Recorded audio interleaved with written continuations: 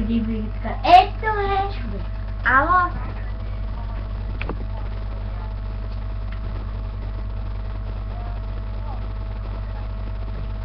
Не, аз няма да тръгвам. Ами да знам също. На компютъра сме. Ще се гледа. Да, що ни е станчил с вярка, да се приберем долу.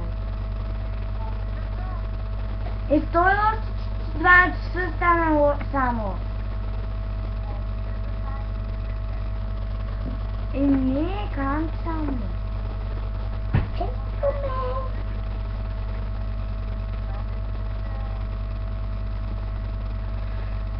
Добре. За чисто час аз като се побера с тебе, какво се правя? Седя на компютъра. Добре, ела на басейна. Цъкни ми само като пред Бригито. Не на басейна, а пред тях. Не знаеш къде? Айде. Да, къде е Бригитка? Ето я! Преди малко записахме 2 минутен супер мигавщен клип. И ни беше пуснато. И говорихме за Йордан. Голям клип. Да, Чирикито го била на канатка. Да.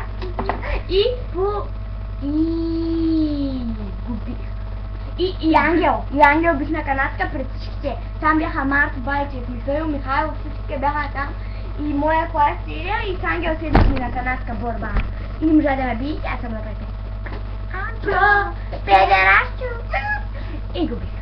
И той после се разсреди и вика: ти само ме наричаш педераст! Да, вика, сърдих се, само ме наричаш педераст!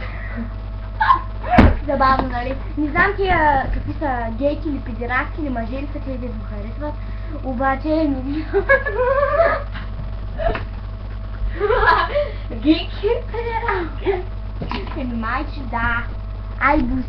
Бускет.